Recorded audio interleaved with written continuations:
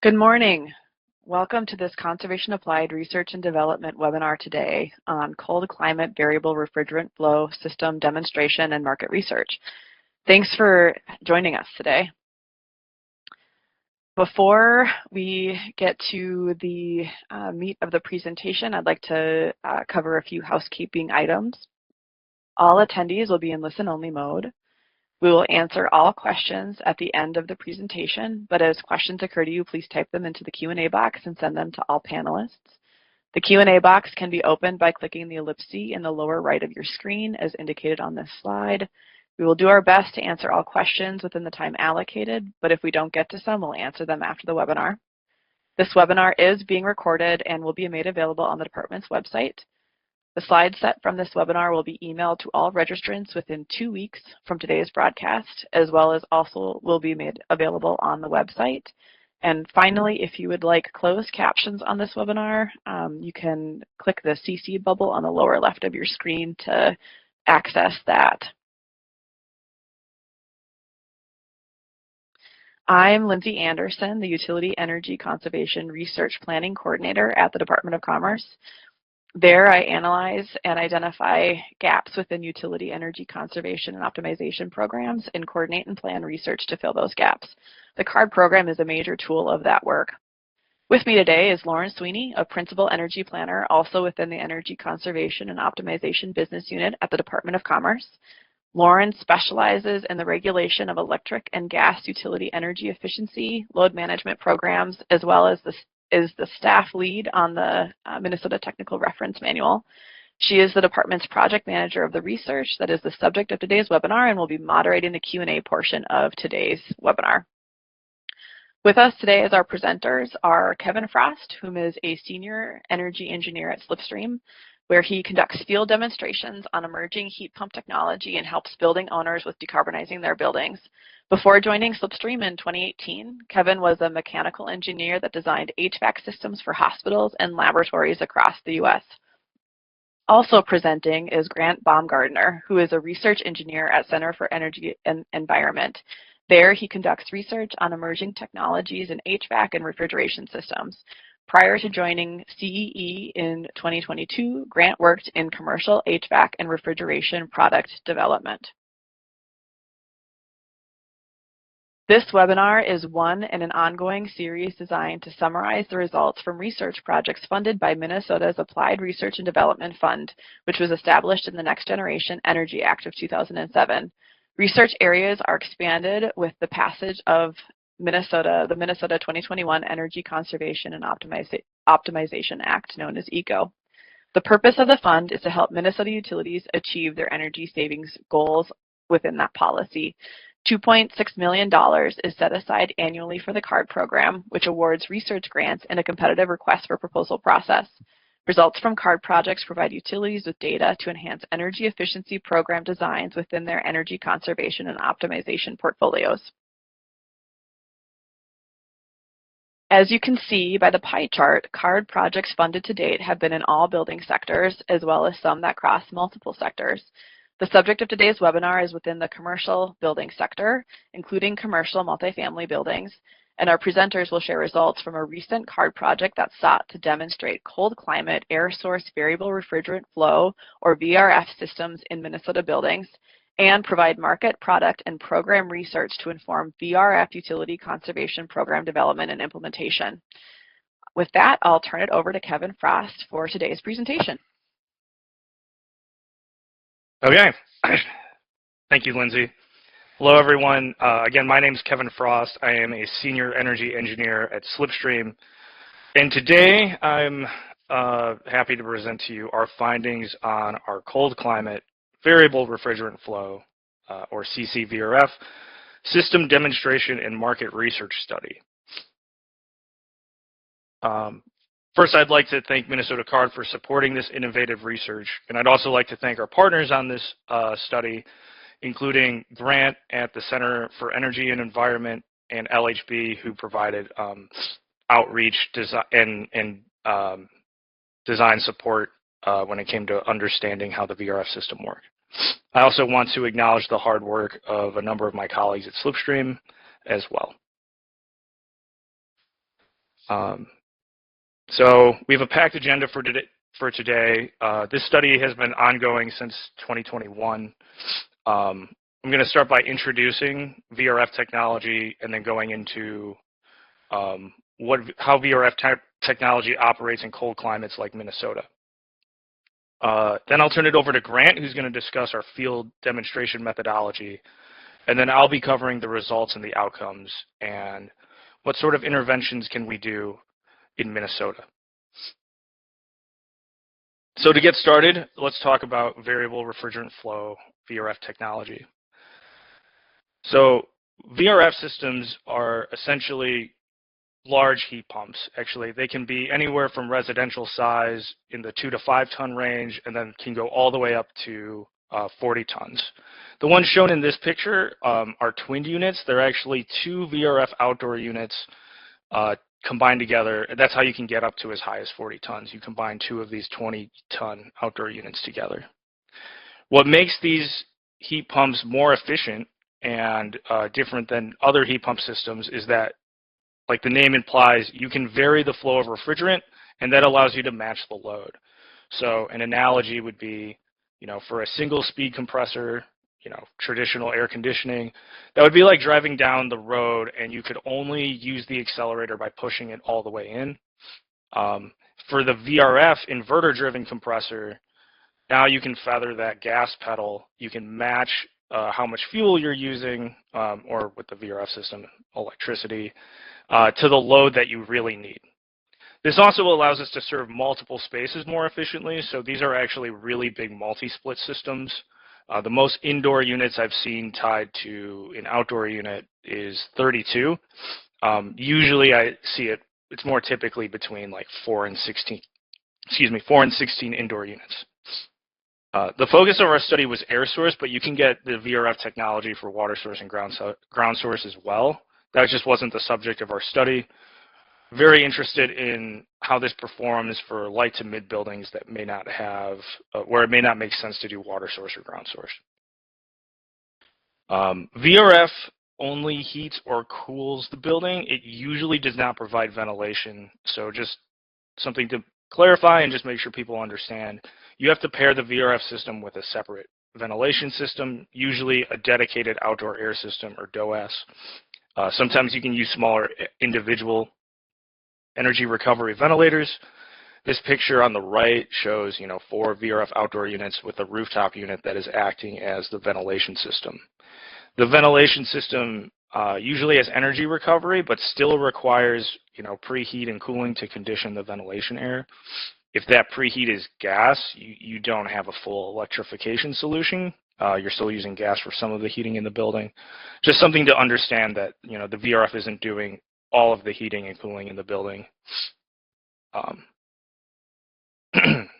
So where and when do we want to use VRF? It is great for buildings with multiple zones and buildings with limited space. So for multiple zones, we have this multi-split system where we're running refrigerant lines to the indoor units. It can heat and cool different zones at the same time if you get a VRF in what's called the heat recovery configuration. So you can do that kind of simultaneous heating and cooling. You actually get some energy efficiency if they're operating at the same time. And then the other reason is that these refrigerant lines are very small, 3 inches with insulation on it. Much easier to run through a building than, a 24 by 20 ductwork or, a 4 or 5 inch chilled water pipe. The limitations are that, you have limits to the height and length of the building, limitations, to each unit being around 40 tons. So we're really looking at this for light to mid commercial and residential buildings. And this data from a Massachusetts program that's tracking where VRF is going kind of shows that as well. And we feel this is also reflective of Minnesota. The most common VRF application is actually multifamily. And we think that's because there's a lot of energy efficiency incentives going towards multifamily right now. So there's a lot of new construction multifamily getting VRF. Again, great for buildings with small and multiple zones. And then across a the other applications, which include higher education, K through 12 education, which isn't on this graph, offices, healthcare, outpatient, dormitories, hotels. We have more of a mix of retrofit and new construction. A really unique niche for VRF is the historic retrofit, and that's where we can really take advantage of those small refrigerant lines going through buildings that weren't originally designed to have air conditioning. However, until maybe 6 or 7 years ago, there was a big limitation with VRF, and that is they could not heat and operate below -5 degrees. And that's a big deal because it happens that Minnesota is very cold in the winter, if you did not know that. In fact, the heating design temperatures are all below -5, ranging from -15 degrees to -28 degrees. And the VRF unit would shut off below -5. So that meant you could not heat the building with the VRF system. It means you had to pair it with another heating system. And that could be electric baseboard, that could be a hot water boiler system. If you're doing a retrofit, sometimes you might have had like a hot water radiator system already in the building. Another potential solution is instead of putting the VRF outdoor units outside where it can see that, -10 degree weather, you could move it to inside the building where you can control what the VRF is seeing. However, what that does is now we're essentially shifting our heating load from the building into a mechanical penthouse. We call this the VRF penthouse approach. We heat that penthouse with gas, and we're essentially heating the majority of the building still with gas, just in this penthouse. In the summer, for cooling, you would open up the walls with louvers. That's why there's all this ductwork, so that you can make the penthouse essentially outside. Usually in the winter, we're heating this space to about 40 degrees, and that's because there's probably sprinkler pipes, and we don't want to freeze those pipes.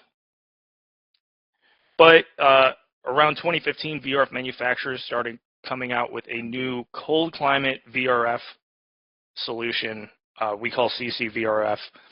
And these could go down to -22. So now we have a viable option for Minnesota that can provide almost all the heating you need, in the Twin Cities and as far north as Duluth.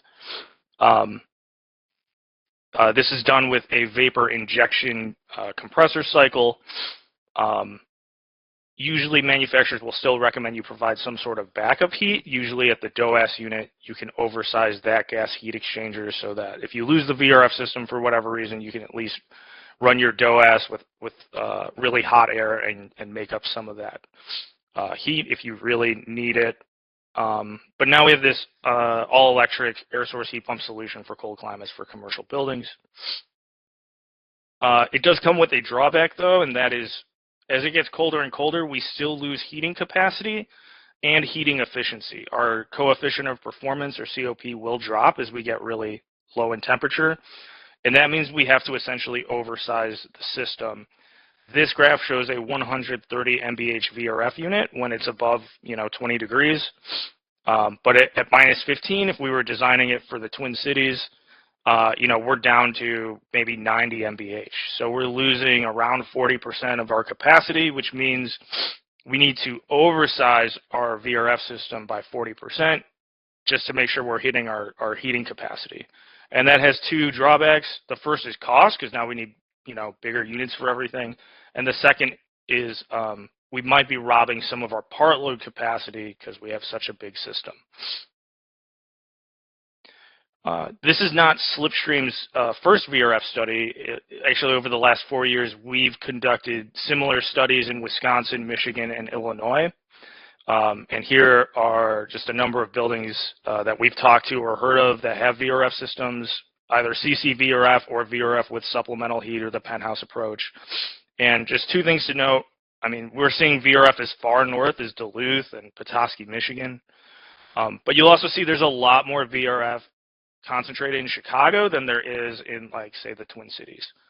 And that's because in Minnesota, there's still not a lot of trust in the VRF's ability to heat in the winter. And in fact, That's at all levels of the supply chain, and VRF representatives themselves, from our interviews, tend to still recommend it with some form of supplemental heat, because I don't think anyone really wants to get stuck in a situation where they can't provide heat in the winter in Minnesota.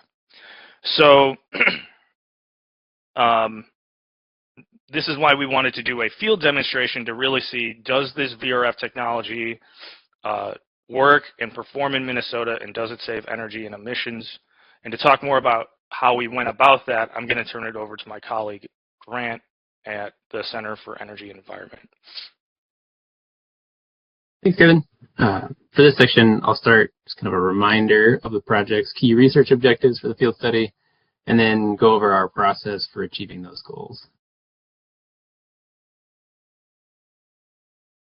Our main research objectives were to evaluate the energy savings potential of VRF in Minnesota and confirm whether cold climate VRF systems could meet occupant comfort preferences in commercial and multifamily buildings, both.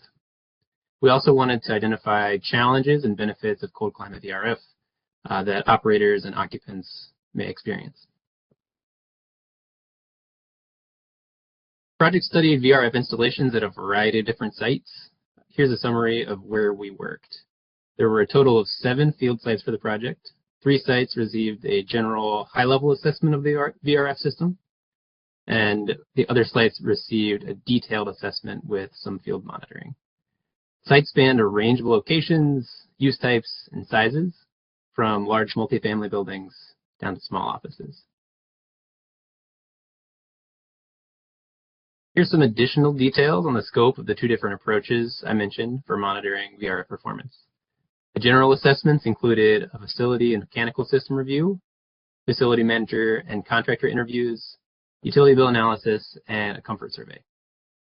Detailed monitoring included all of the general assessment steps, as well as temperature and humidity monitoring, controls assessment, and airflow measurements. The power and capacity data we collected from the detailed field monitoring allowed us to calculate several different performance metrics.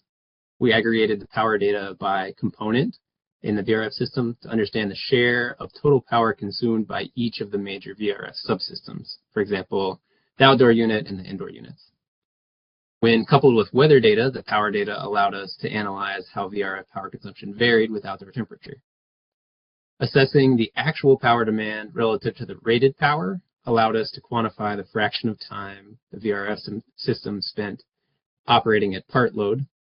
And finally, combining all the data we collected allowed us to calculate the overall system coefficient of performance, or COP, efficiency metric.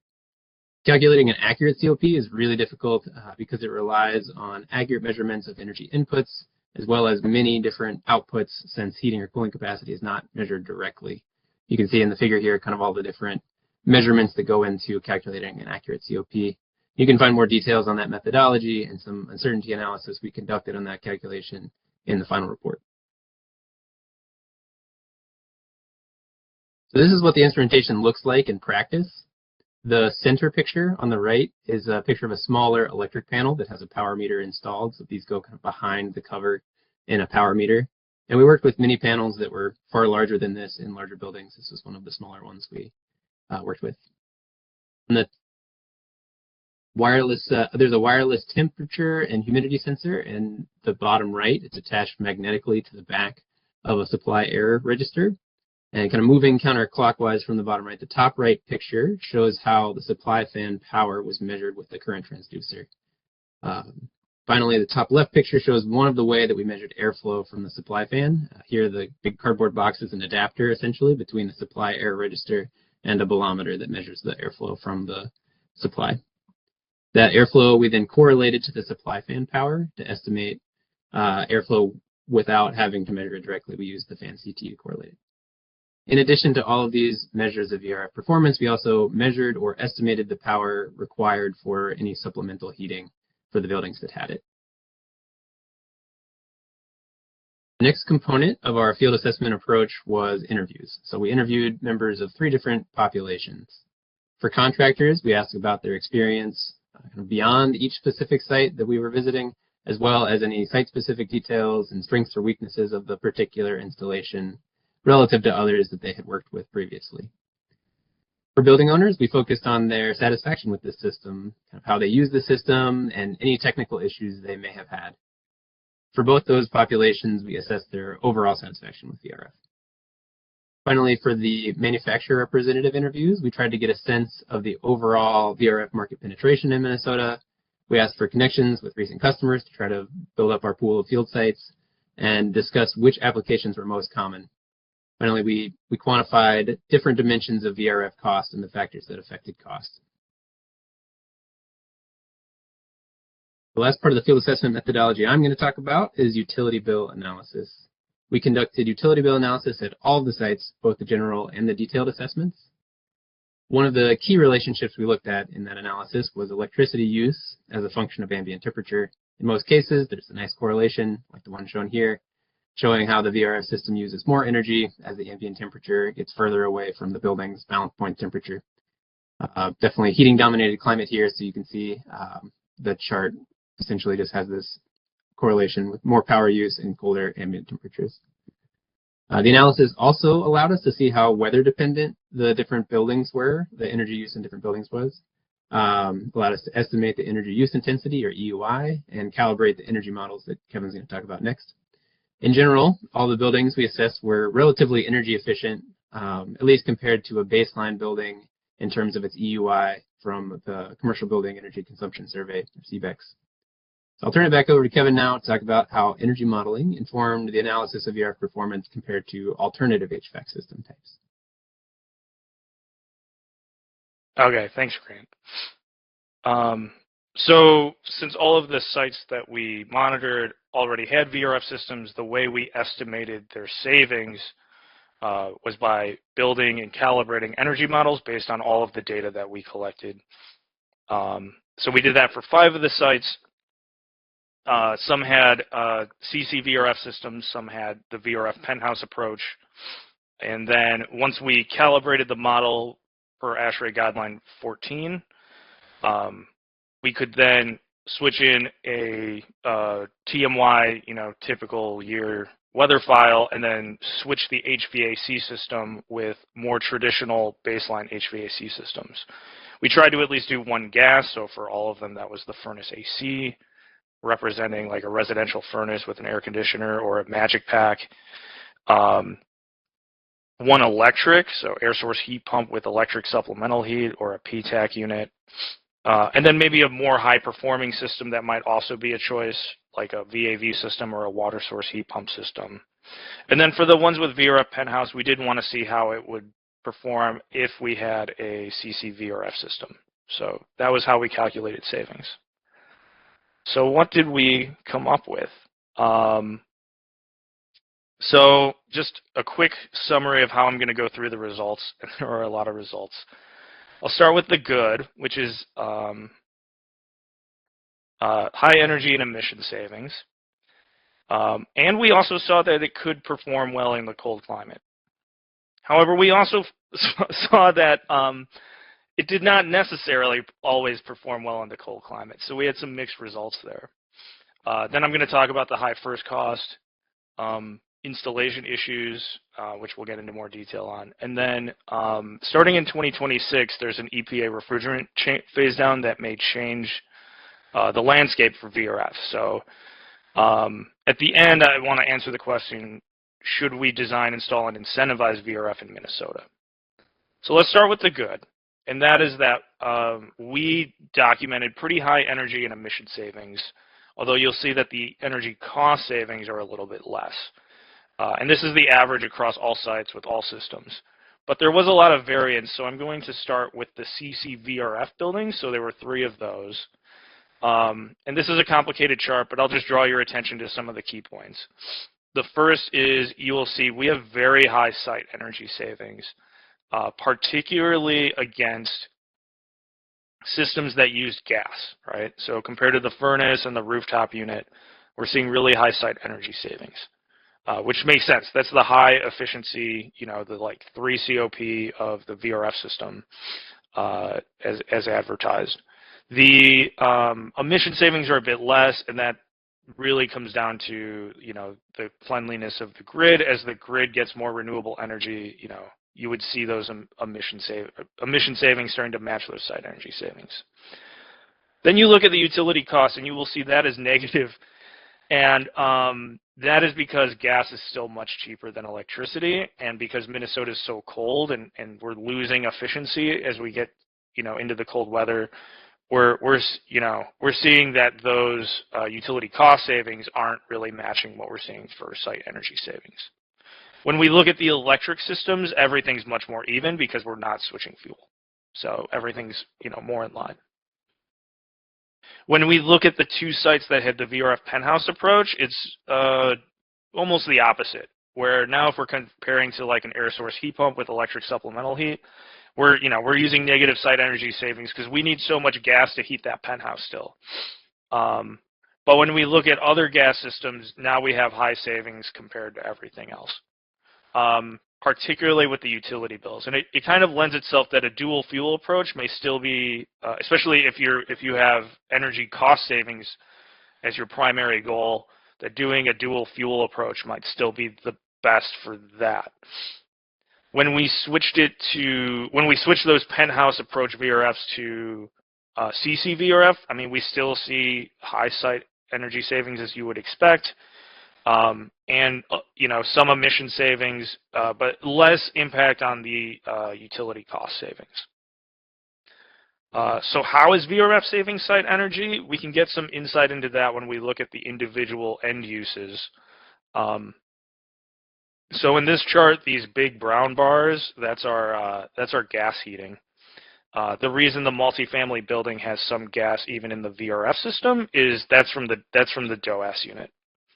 But the big thing we're doing to save energy is we're taking these big brown gas heating energies and turning it into this dashed electric heating energy, and that's how we're knocking these bars down. You can really see that with the health clinic when we go from VRF penthouse to CC VRF. That comes way down. The most energy savings is when we look at VRF compared to a VAV system, and that's because the VAV system uses so much simultaneous heating and cooling. We get way more efficiency from the VRF system, which can just turn off when it needs to temper the air, as opposed to having to run a hot water boiler at the same time. It may be doing cooling. Cooling savings is almost completely just from efficiency. The VAV system, again, there's some simultaneous heating and cooling. And then water source heat pump systems have some additional energy just to run the pumps in the cooling tower. And we don't need that with the air source VRF system. When we look at the power consumed by the VRF itself and compare that to outdoor air, we can really see how much electricity the VRF system is using as it gets colder out. In this graph, every dot is a day, and the higher the dot is, the more electricity we're consuming that day at the VRF system. And you can see just the combination of higher heating loads and less efficiency because it's getting colder outside really impacts how much energy the heat pump is using. This is pretty typical across all sites in all of our studies across the Midwest. And the big thing I would say from this is just to understand too, like we're shifting our load with CC VRF into the winter, or excuse me, we're shifting our peak demand into the winter. We were only able to measure COP at one site. You can read our report on why that was. And again, it's a very complicated thing to measure. But we did measure a seasonal heating COP of around 1.9 for the small office. Now, a few caveats here. The small office was our smallest site, which is one of the reasons why it was easier to measure. It had 2 3-ton residential-sized VRF systems. So, this could be different if we look at some of the larger systems.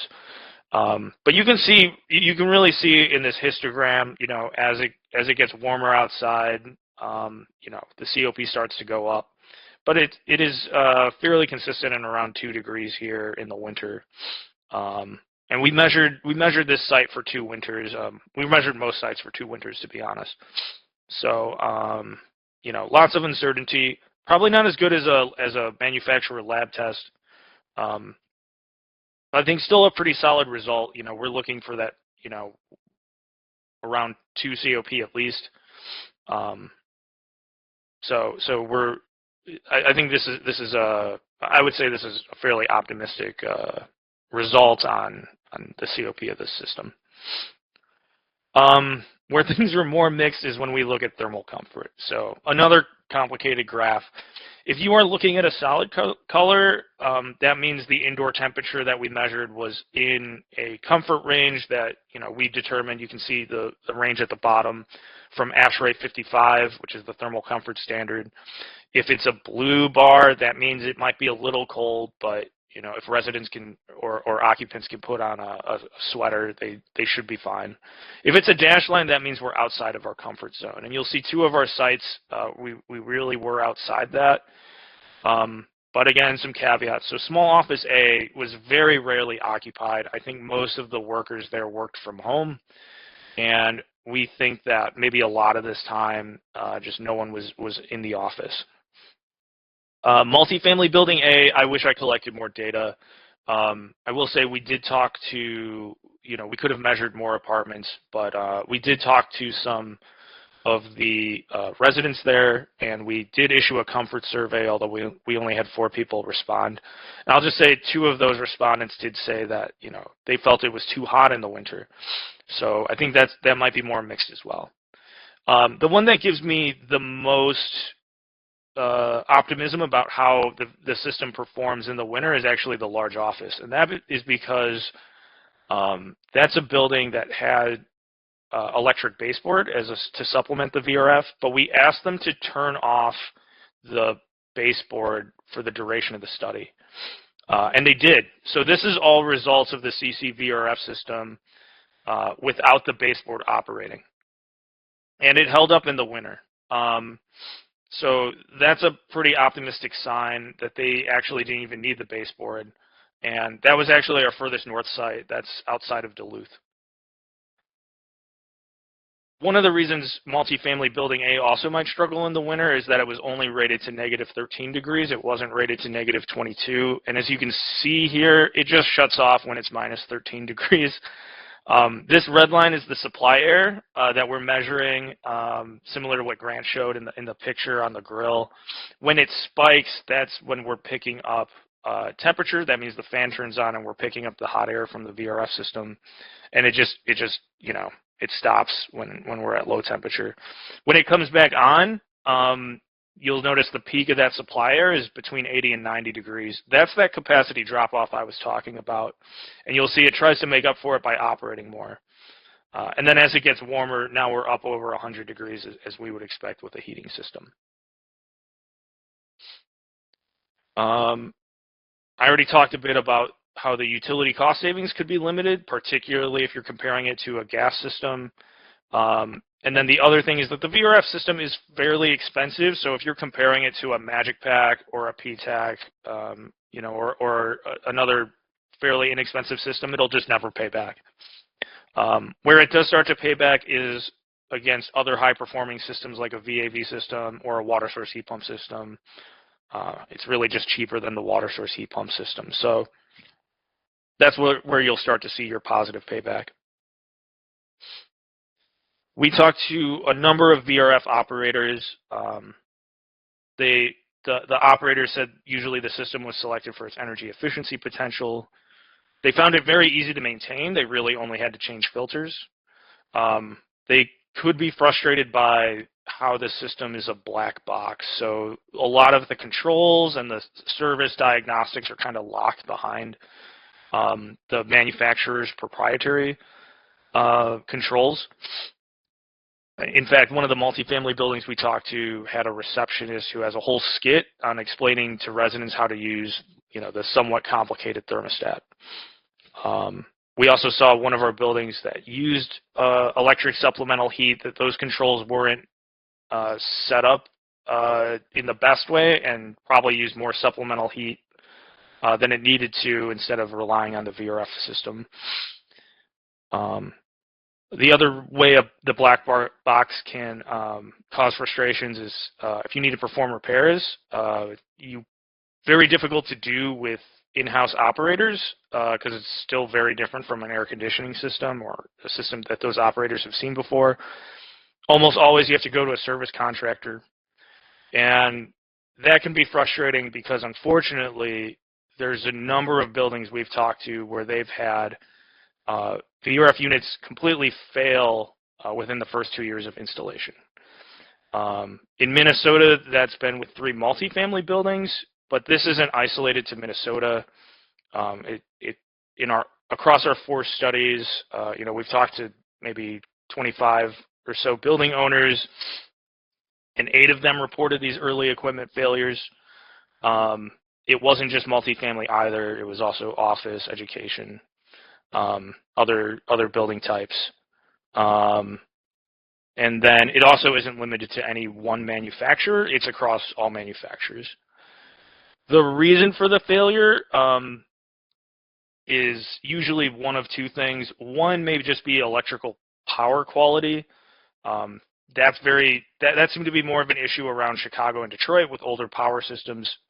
If you get power surges, you get voltage surges, you can damage the motherboard that's inside all of these outdoor units.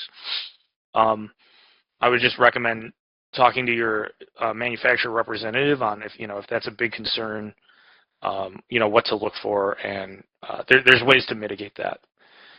The more common reason for failure is the quality of the install, and that comes down to the refrigeration piping. Understanding how to install the refrigerant piping is really important. And I'm actually going to turn it over back to Grant because Grant had the opportunity to walk with a VRF contractor in Minnesota and walk a site to learn more about that. So take it away, Grant. Thanks, Kevin.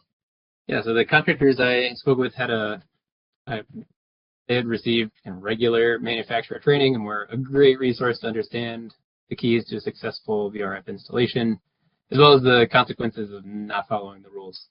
So first and foremost, like Kevin mentioned, piping is very important and much more sensitive to deviations from the design than hydronic piping or air ducts.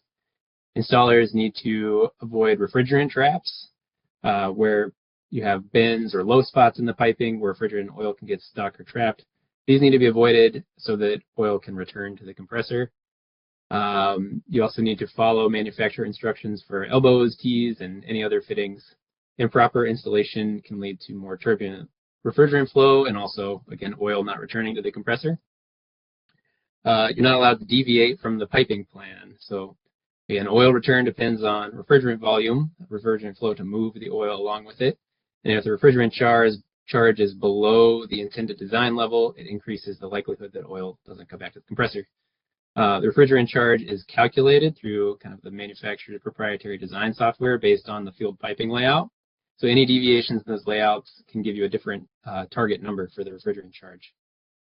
Again, along the practical lines, braze joints need to be top quality, so cleaned, deburred, and purged with some inert gas prior to brazing so you don't get debris in the lines or any kind of leaks from those joints. And then piping needs to be properly insulated, especially if you're running any piping outdoors on the roof, in order to both conserve energy and also prevent refrigerant from changing phase at kind of the wrong time. Since you're sending this all around the building through long piping runs, you need to keep it in either the liquid or gas phase that it's supposed to be in, where you expect it to be. So these rules, again, are much more strict than other HVAC system installation guidelines. I think that's one of the challenges with VRF is that the rules are so much more strict. So to prevent major issues in the system is key, and not following those rules can lead to substandard performance, so insufficient cooling or heating, or also equipment damage. All right, thanks, Grant. I'll just quickly add, the manufacturers and their representatives are aware of these installation issues, and they all offer training for installers. And I think the best way to avoid those issues is installers get that training, and then the manufacturer representative is also on site during install just to also do quality control checks. I don't want the takeaway from this section of the webinar to be that, oh, VRF doesn't work, because it does work. And there's just a learning curve. And you'll see at the top of the learning curve, we have talked to people who are happy with the system. I think the health clinic in our site were probably the ones who they had no issues with equipment. They had happy occupants for the most part. They said the same as any other HVAC system. It just seems like there's, as we're at the bottom of the curve, we're hearing things, we have sections of the building that are losing heat. So, but the reason I'm optimistic that these issues can be addressed is this quote in the middle, which is from a facilities manager at a university outside of Chicago from one of our other studies. And they put VRF in a very old dorm building. They had some of those equipment issues early on, but they worked through it, and then they put it in 2 more dorm buildings, and they had no more issues because they knew what they were doing. So I think the system does work if installed properly. Okay. The other thing that complicates VRF moving forward is the EPA AIM Act, which is phasing out refrigerants with a global warming potential of more than 700, and that's for any HVAC system. And since R410A, which is our most common refrigerant for air conditioners and heat pumps and VRF systems today, is getting phased out, we need to use new refrigerants. Most things are transitioning January 1st of 2025, which is just in a few weeks, but VRF gets a 1-year delay on that because it has all these refrigerant lines. There will be a grace period. It's only for new systems. Just a quick note, you can't take a different refrigerant and put it in your existing VRF system. You have to use the refrigerant it was designed to use. And unfortunately, the new refrigerants are classified as low flammability. Their official designation is A2L, so if you hear A2L refrigerant, that means low flammability. And that means that VRF systems are going to need to meet new requirements because of that flammability classification. It's going to mean that VRF will now need refrigerant leak detection. It will need additional isolation valves that will limit where refrigerant is going in case that leak is detected. There'll be chase and plenum restrictions and other requirements to limit the probability that a flame could start. By low flammability, by the way, that means most of us should be able to outrun the flame. If the refrigerant did catch fire, it'll move very, very slowly. But there's still a risk to, say, unoccupied spaces of that flame igniting something else that would have a faster flame.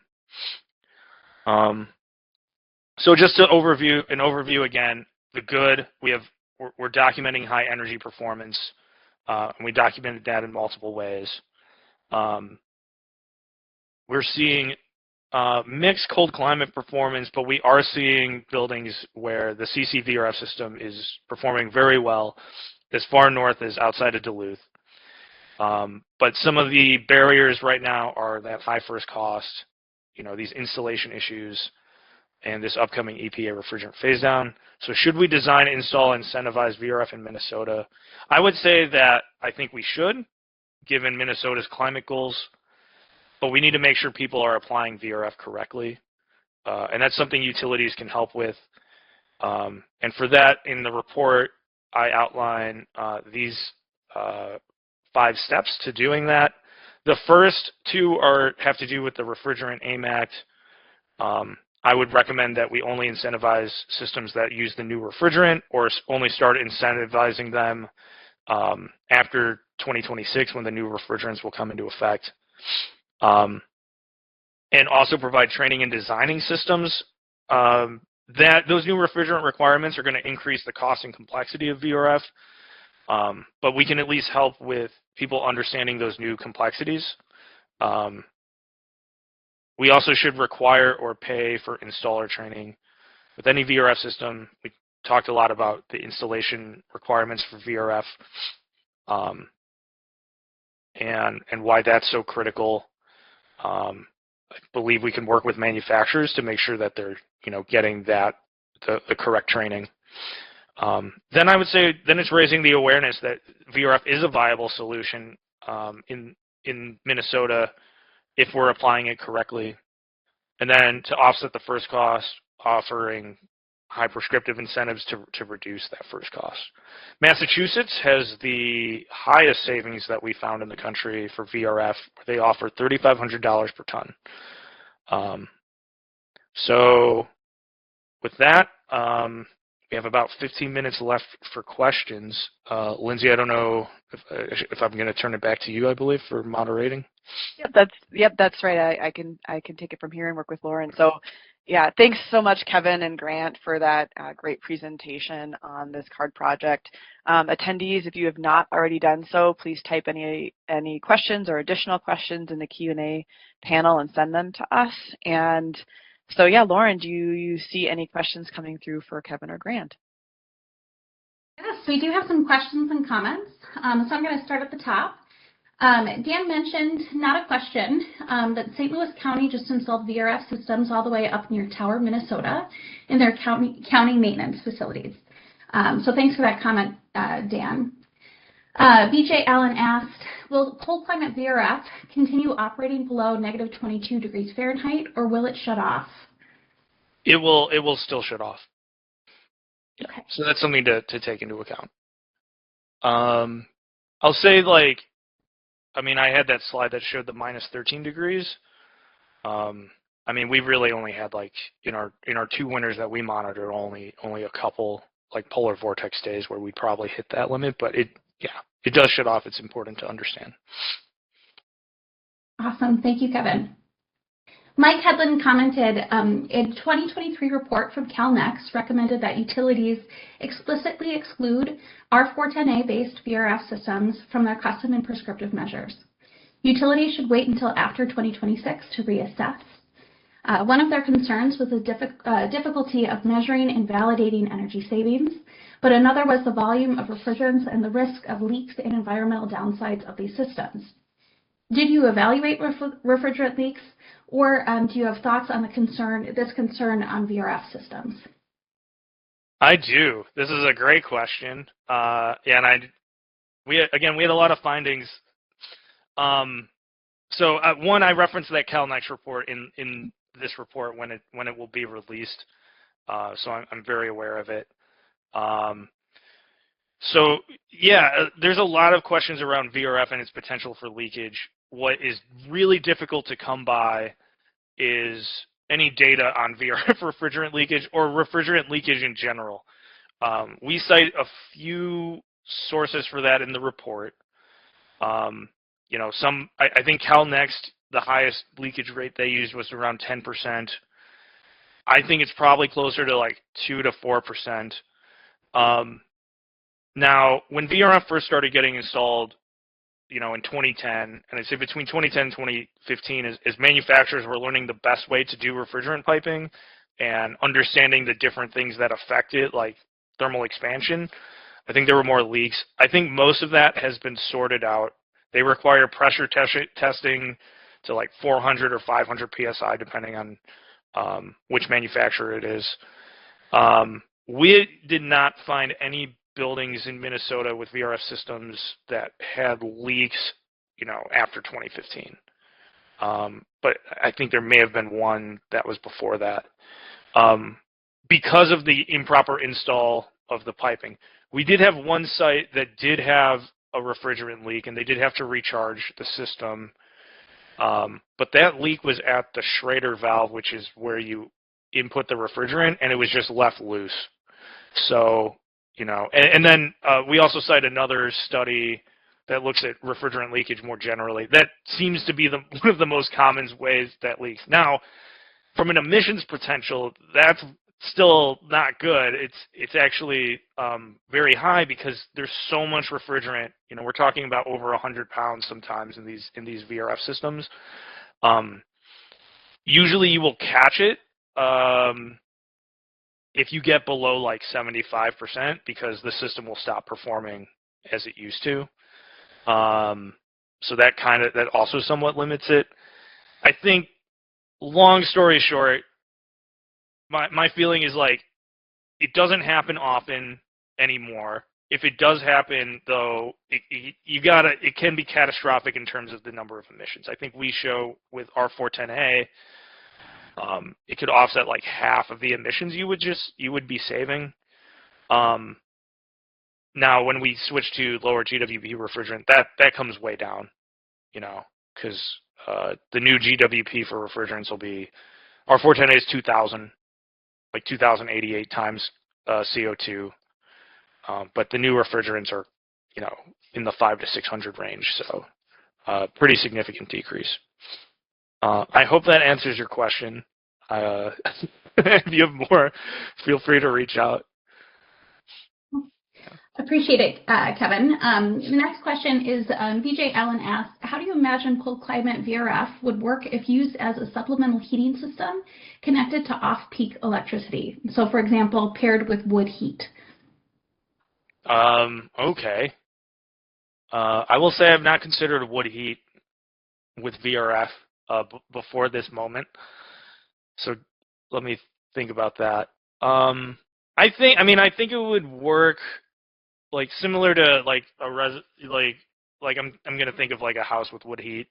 If you had a residential system, yeah, I could see you using you could use VRF with the wood heat, making sure that you can heat like below 0 degrees, and you're going to balance out your utility bill. I think Slipstream's stance when it comes to residential systems for dual fuel is maybe not to make the extra investment into like, a inverter-driven system, and paying a cost premium for that if you're not going to use it on those very, very cold days, just because you're only getting that. It's a balance of first cost and utility cost savings for when you're using it. So, but I think it would work if that's the situation that you're looking for. It would. I mean, like our we show that kind of the most efficient time for heating, right? Are those mild conditions, and that's even in Minnesota. That's where we're spending a lot of our time. We're not spending a lot of time below 0 degrees. It's just that, those days, when you get extreme weather, you get the extreme weather in Minnesota, right? Yeah. Thank you, Kevin. That actually kind of goes into our next question. So Ryan L. commented, hi, thanks for putting this presentation together. I'm a homeowner who lives in the Mac Groveland neighborhood of St. Paul. My home and most of my neighbors' homes were built in the early 1900s. Most of these homes were built without AC. What are the best cold climate VRF systems, brand and model, available for older single-family homes? And can you provide an estimate to install a system in my 2,000 square foot 1912 home? Okay, I guess, Lindsay, Lauren, I don't know our position on listing manufacturers, so I don't know.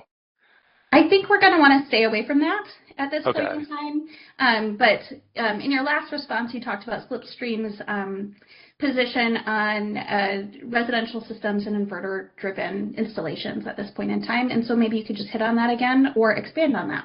I think, yeah, and I've done, again, my focus is on commercial heat pumps, so I'm not as familiar with some of my colleagues' work with residential heat pumps, although they do work with Minnesota CART as well.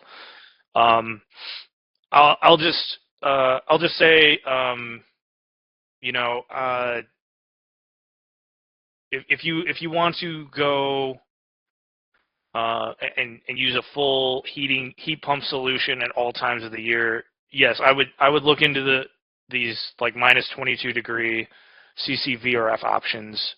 I unfortunately can't provide you a price on what that could be. I would say your best bet is to reach out to a manufacturer.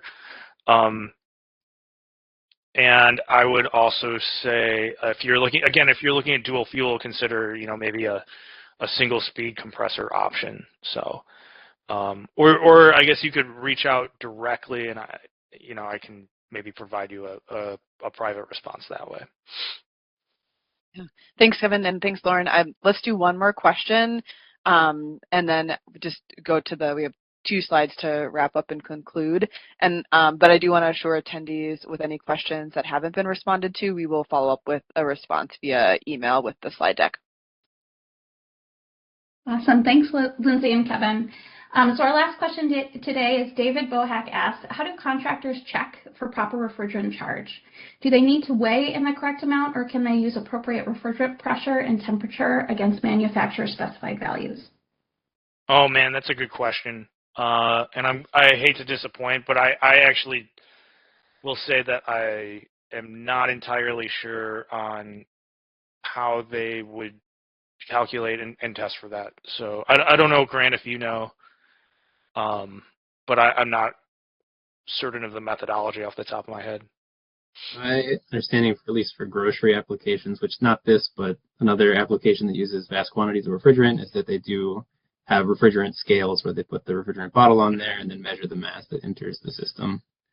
They may check the levels using kind of pressure-temperature relationships at certain conditions, like Dave alluded to, but the mass measurement is really only an option at the initial charge or subsequent recharges if that's necessary. All right. Thanks, Grant. I'm glad you knew. Awesome. Thanks, Kevin and Grant. Lindsay, I'll pass it back to you to wrap up the presentation. Thanks so much. So yeah, I appreciate everybody's questions. And if you have any follow-up questions about this card project, do reach out to Kevin and or Grant or us at the department. And as I said, we will share a Q&A after when the slide deck goes out, responding to the rest of the questions that are unanswered in the Q&A box. All right, next slide. The slide set will be emailed to all webinar registrants within a week or 2 of today's webinar. The recording of the webinar and slide deck will be available on the department's website through the department's R&D webpage, along with the final report in a month or 2. When available, you can link to either of these from the quick links on our Applied Research and Development webpage as indicated on this slide. In addition to the final report, webinar recording, and slide deck, the department's Conservation R&D webpage has additional resources and information related to the CARD program and to the other CARD research projects. Although the CARD website rebuild is now complete, we are continuing to get caught up with adding slide decks, fact sheets, and other deliverables besides the final report and webinar for all projects, funded and posted since 2020. Research results and resources before 2020 can still be accessed on the webpage through the web links on the left side of the webpage. And the research results and resources since 2020 can be accessed through the web page's blue button as circled on this slide. And don't hesitate ever to contact me if you have any questions or concerns about accessing CARD research. Thanks again for participating today. We appreciate your interest in CARD projects. To keep abreast of upcoming CARD webinars as they are scheduled and other news related to the Minnesota's Energy Conservation and Optimization Program, please sign up for our eco updates through our email list. You can use the link on this slide to do that. And also feel free to contact me if you have any questions or suggestions for the CARD program or CARD webinars. With that, that ends today's webinar. Take care and goodbye.